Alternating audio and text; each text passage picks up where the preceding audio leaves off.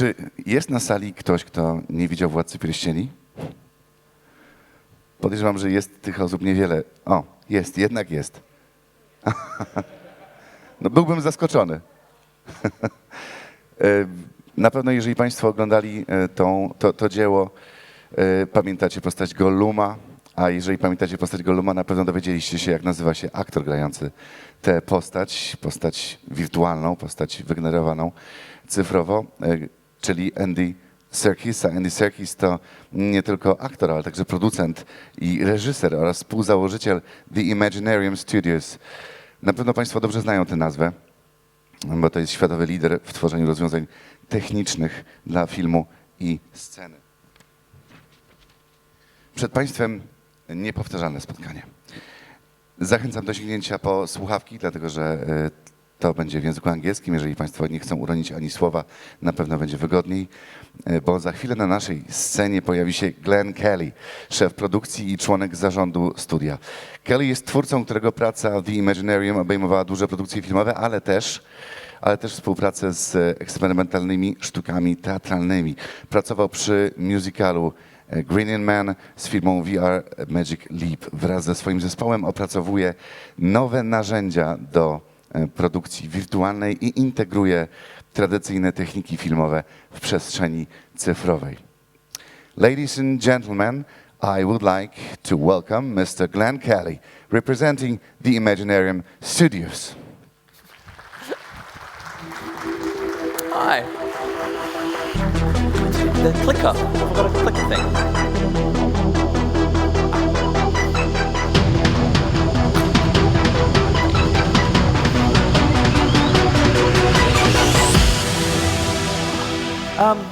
Hi.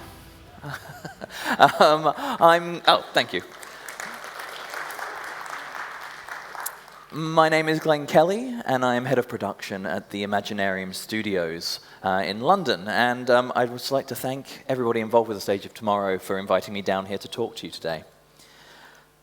For those that don't know the Imaginarium Studios, we are a performance capture or motion capture studio set up 7 years ago by actor-director Andy Serkis. He set it up because there was a need for these sort of technology solutions that just weren't available here in Europe at the time. Today, that's not quite the case, and I'm going to get into that a little bit later on.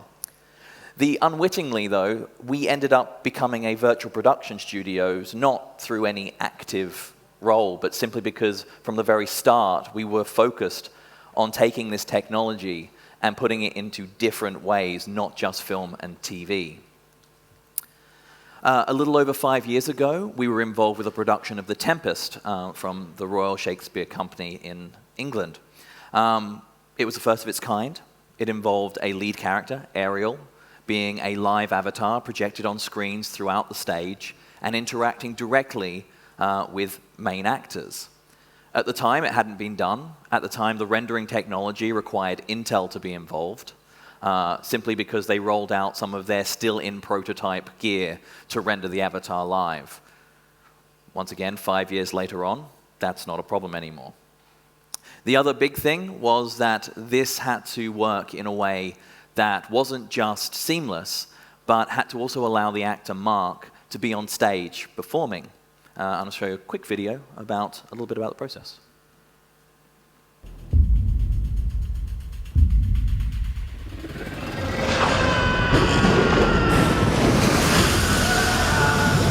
What the technology affords us is the ability to encapsulate Shakespeare's vision, inclusive of all that magic, that wonder. The possibilities are only limited by our imaginations. We're at the forefront of something that other people can take on and build. Who knows where things will be taken in the future? It's for other creative minds to see what we're doing and take it further.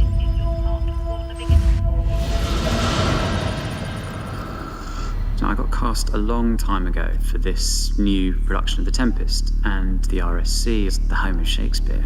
Not many actors get the chance to do things like this. It's taken the best part of 2 years for us to develop this technology and create an avatar to make Ariel fly, to create a sense of the island being a place where magic was possible.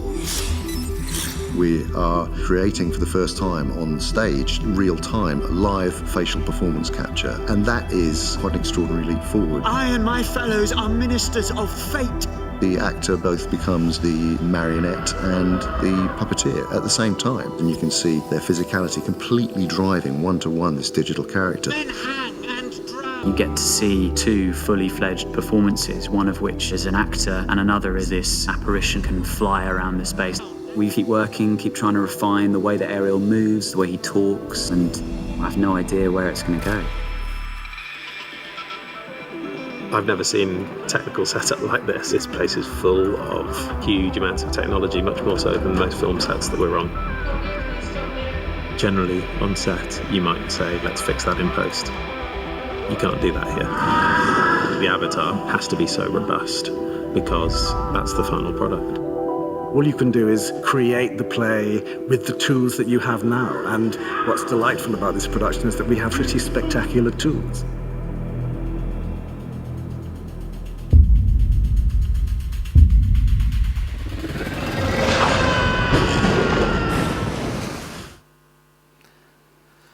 So that was The Tempest. You saw both the production and then the work behind the scenes. And as it was mentioned in that, it took us around about 2 years to really work up the technology to allow it to happen.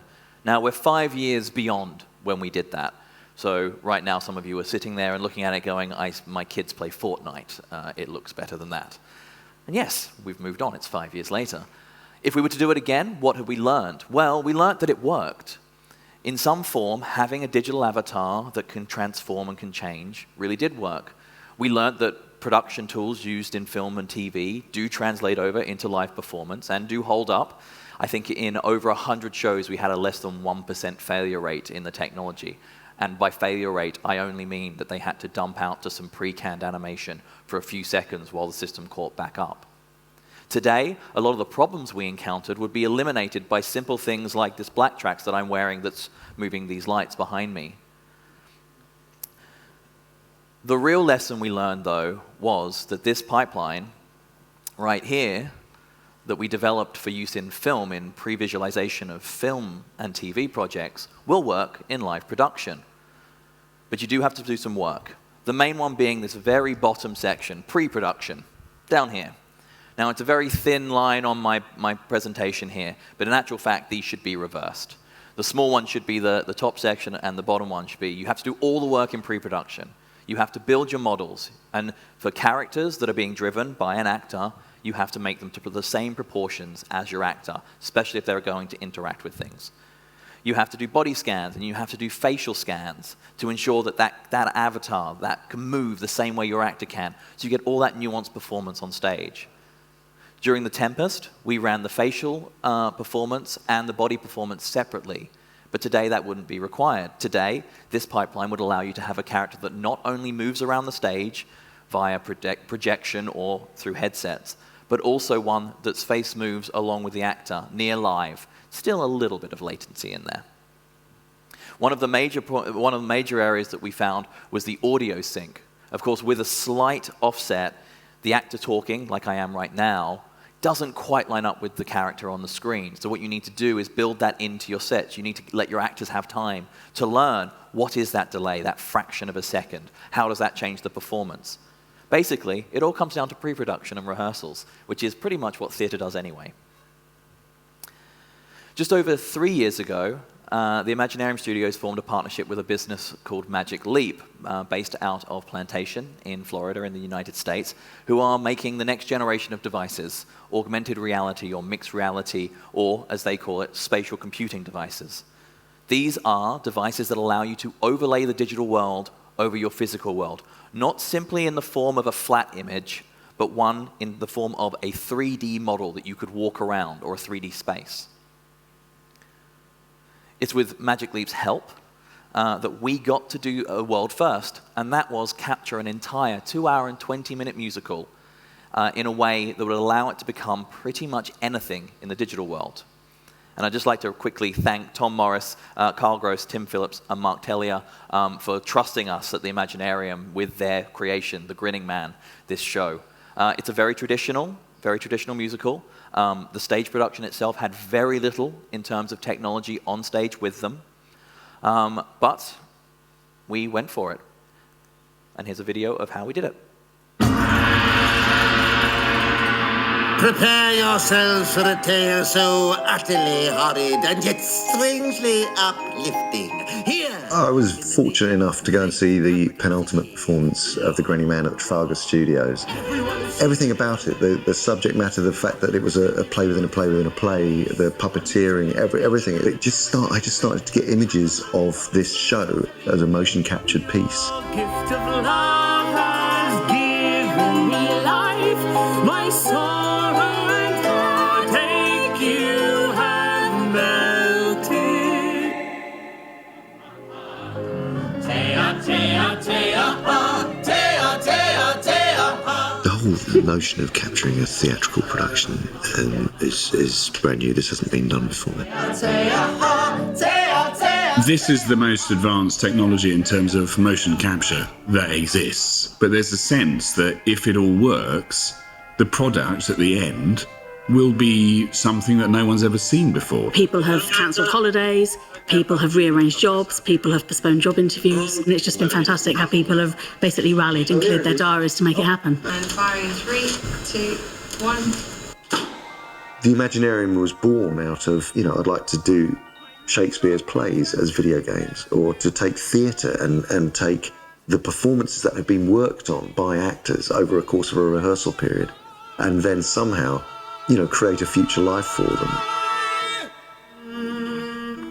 In many ways, it is quite close to theatre.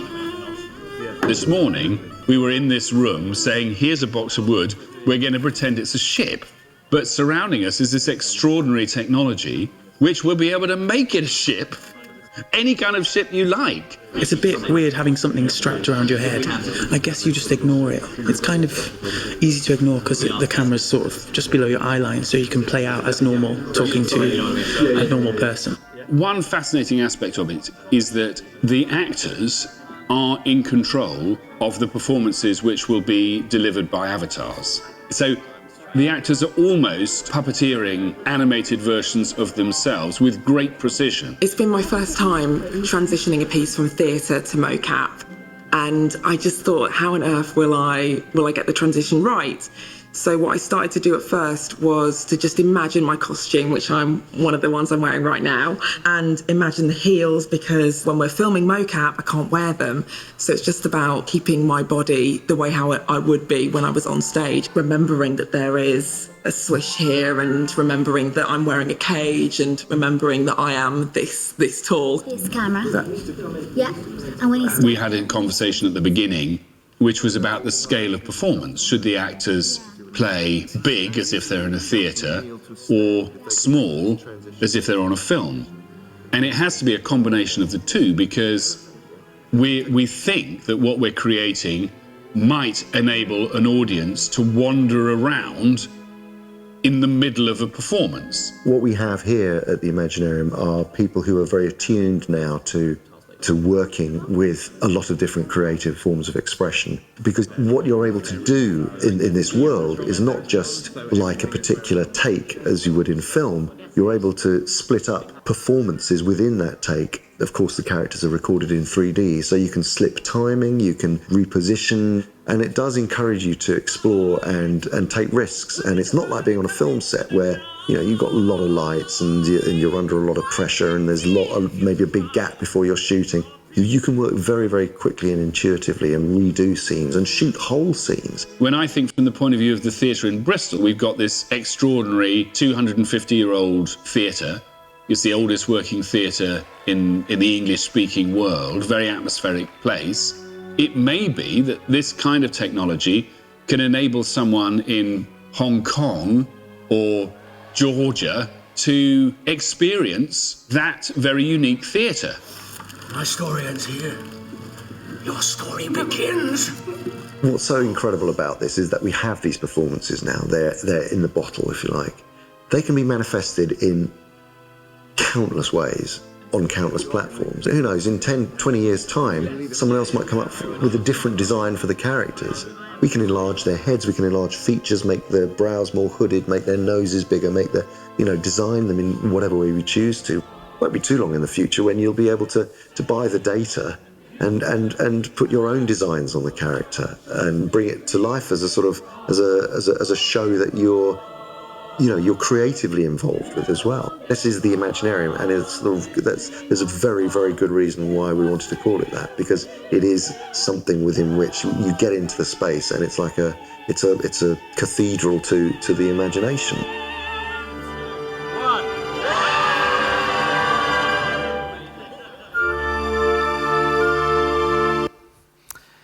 So that was The Grinning Man, and that was the process of bottling that performance or capturing that performance. Now, it was done in partnership with Magic Leap with the intent that we would create something that would run on their spatial platform, on their mixed reality platform. But we didn't actually have a complete plan for where this was going. So what we did was we captured that show in a way that would allow it to be manifested in any form of media. Basically, during the capture section, we made sure we got their vocal performance, because when it comes to theatre, at the end of the day, if they don't speak, it's not going to be any use. We got their body data, their movement on stage. We did not change their performance. We asked them to perform the show exactly as if they were on stage at the Bristol Old Vic. We did body and fact scans, so we got all of that data. Now, with the body scans, we body scanned them in skin suits, in very tight suits, so that if we wanted to, we could put digital costumes on them. We also scanned them, as you saw in that film, in their actual costumes from the show. So for lower rendering devices, we could manifest them in those without having to really drive it home. During the capture, the lead cast had their faces captured live. Unfortunately, I was limited in the number of head cams I had. If I was to do this again, I would have captured every performer's face. And finally, we did video reference. So we had 4 cameras set up in the stage, and we got a version of it that is just our actors in their mocap suits going through the play. In 5 days, we captured all 2 hours and 20 minutes. Now, for the film world, that's unheard of. To capture a 2-hour and 20-minute animated film, like Tintin, for example, was nearly a year's worth of work. We did that in a week. Now, we did that mainly, I have to admit, because the wonderful performers were so well rehearsed that we only ever did 2 takes of any scene. And if I'm being completely honest, we only really needed to do 1. They were that good. So what could we do with all of this data, and what does this mean for the theatre world? Well, what we hope it means is that from a cultural perspective, shows that are, say, performed on this stage here could be bottled and could be turned into any one of any type of media on any of these platforms. This means a show that maybe only played to 100 people, if it was captured, could go to an audience of millions around the world. For The Grinning Man, we captured it in a way that would allow us to do a traditional film. We could take all of that data and make an animated film tomorrow, if someone was willing to give me the money. That could be shown on cinema screens, TV, VOD, video on demand, Netflix. The next area you could go to is VR. There's nothing stopping us taking very high-end virtual reality headsets and doing a one-off thing where you could wander around the performance as the actors are walking around on stage, on your own, in your own home. With the rendering capability of things like Valve Index headsets and the fact that the cost of those rendering cards, NVIDIA video cards, have come down significantly, in-home is very much possible. And finally, XR, or spatial computing, the area that we focused on with Magic Leap. Now, not only does this allow us to manifest this performance at any scale, from tabletop in your living room to full size on this stage, it also gives the freedom of going into remote communities and to people who aren't able to attend the theatre, and they get to experience it alongside other people. What XR offers is an ability to have a theatre experience next to other patrons, reacting to the things they're reacting to at the same time. And it's very, very exciting. Now, I've got a little bit of a video of a test we did straight after the capture. We are now 2 years beyond this, so the quality is definitely improved. But this is the mobile GPU rendering, so the portable device, basically the same power as your mobile phone. This is a version that would run on a Magic Leap. It never was. In a world wildly different, yet weirdly similar to your own. Here, in the nation's great capital city, London, yes, London! With the freaks and quagmire of Trafalgar Fair, the steaming effluence that gurgles through the open sewers of Whitehall, and the loathsome hog brothels of Downing Street. All a far cry from the shimmering turrets of the mighty Royal Palace in Catford. Oh, London, you human cesspool, in a world of inescapable misery. Look around, unhappy people, see the truth you can't deny. Read the faces of your neighbors, life is pain, and then you die. You're here because your hearts are broken, here to mop the tears you've shed, and escape the poison spoken by the voices in your head. For here amid the raging pain there is one tiny crumb of joy, a lesson burnt into my brain when I was but a little boy. So that was a test we did to make sure that we had actually got the data. Now, the facial animation is not there yet, and I will openly admit that. But ILM and Weta Digital haven't cracked digital humans yet, so we're all praying for it. But what that does is that shows we did not change that performance. That was Julian Bleach, who played Barkilphedro, the lead character in The Grinning Man. That isn't The Grinning Man, he's the storyteller of the piece. And that is his opening song. He walks out on stage and he introduces it to the audience. And in a mixed reality headset like Magic Leap, sitting in this audience right now, that could be scaled up to this stage, along with the staging itself, as you saw in that thing, and you would be able to watch that performance play out from your seat right now. And that will render on a device that sits not much larger than your mobile phone in your pocket, and a headset that weighs no more than about 150 grams.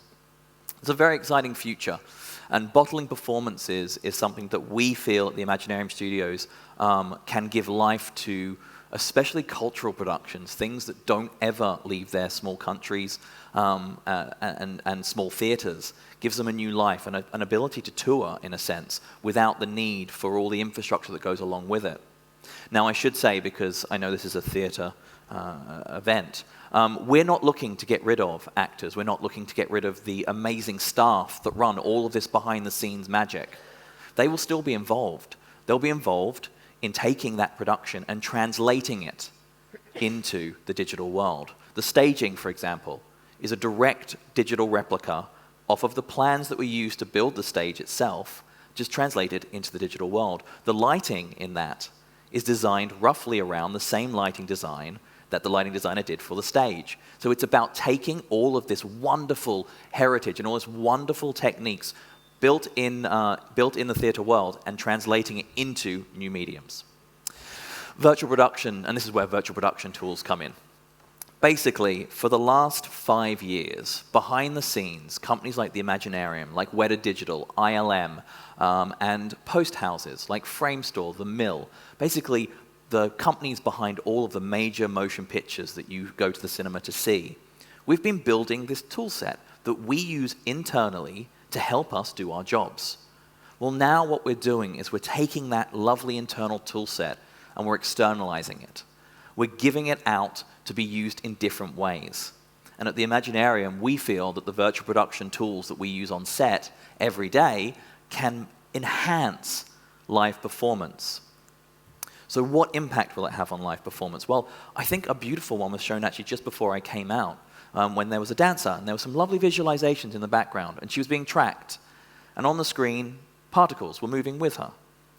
Now, you can take that same technology, apply a projector, apply Game Engine, the thing we use to render our real-time stuff, and do live projection mapping on costumes, augmenting costumes, even more so than you do now. You could install massive screens like I've got behind me, but not just flat screens, LCD screens built into your sets that extend your sets beyond the limits of this stage. All of this technology we currently use in the film world. But now, with the speed and with the computing power that's available, you can bring that into the theatre world. We like to talk at the Imaginarium that performance leads everything we do. And realistically, it does. Everything we do at the Imaginarium is driven by techniques that were developed originally in the theatre. Our stage is an 8 by 10 meter square of white fabric on the walls and some cameras. In there, our actors have to imagine they are somewhere. We don't build full sets, as you saw in the film. We put two pieces of wood together and tell them that's a boat. Theatre itself has been doing this for centuries. They get you to walk in and just accept that the space you've entered is whatever they tell you it is. That's all we're doing. We're taking that technique and we're translating it into the new mediums like VR and XR. The Virtual Production Toolkit is basically now giving back to the theatre world. For live performances, the things that really excite us, like The Tempest, is the chance to bring non-traditional, non-human characters to the stage. The harpy, for example, in The Tempest was driven by Mark Live with its face. It's a non-human character, it has wings. The ability to suddenly bring those characters, characters that we've read about in books and scripts for years that have only ever been played by very rough costumes, could suddenly be on stage with other performers.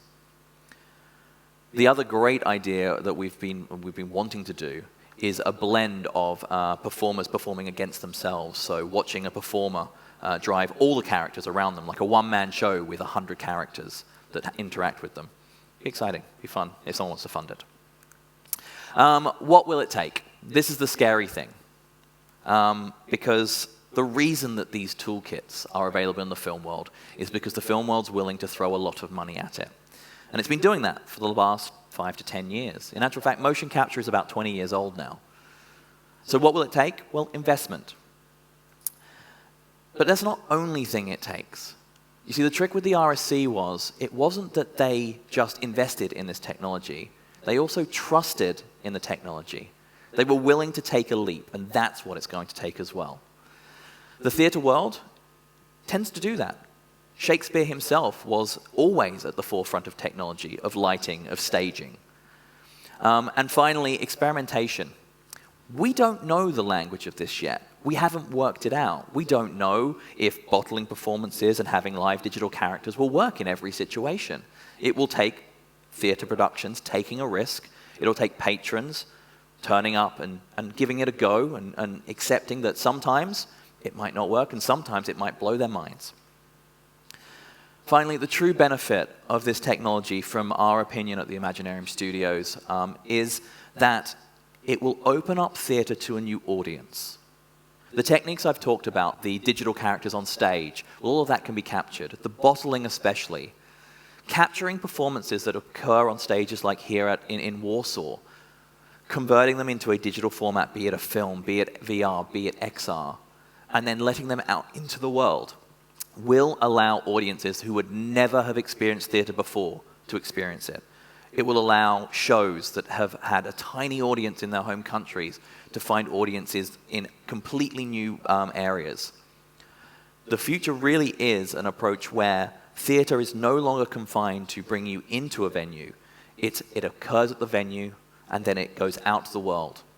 And we're very, very excited that, A, that you allowed us to come here and talk about this, and B, that our general feeling these days, working with people like Tom Morris, who was behind Warhorse, is that the theatre world is ready for this and are looking forward to the future. So thank you very much, and yeah, thanks.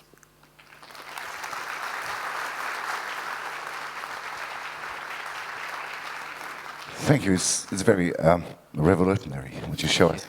But I have a question.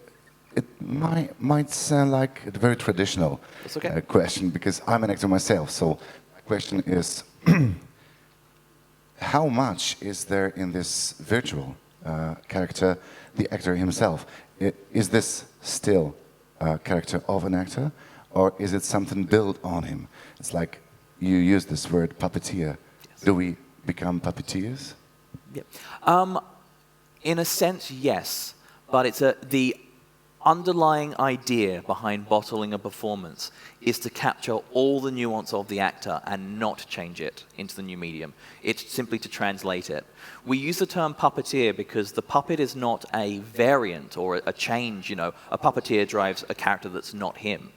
This is driving the character, the actor, driving or puppeteering the character he was on stage. It's just them. It's just a digital version of it. So it should be one-to-one is the intent. Should be. Now it's coming this way. So there is, of course, a level of animators and technicians behind the scenes getting involved. But the more we do it, the less involvement they are required for. So the intent is that the more we do, the less interference we have in that performance.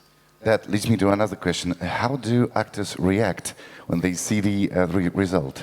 Well, the Grinning Man cast got to come down and see themselves in tabletop form, and they loved it.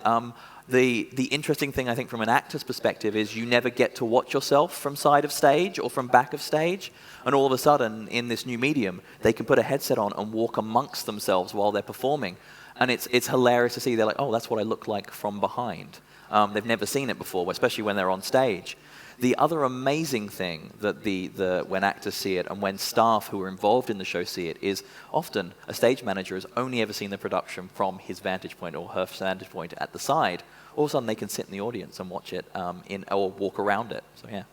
Interesting. And last question before you go. In the bio we read that you cooperate with small experimental theaters. How do they afford to hire you? So we do try, where possible, to do test days and cheaper options. There's quite a bit of funding out there at the moment, especially in the EU, for trying new technologies, especially in the mediums of theatre. And then, of course, I think the reason that I'm talking about this a lot now is that these tools have come down in price. What the RSC cost, the production of The Tempest, we're talking fractions of that now to render it. We don't need Intel to provide, racks of computers. A single computer can render it. It's very much time has been our friend. It's thrilling to look in the future. Thanks to you. Not a problem. Thank you. Thank you, everyone.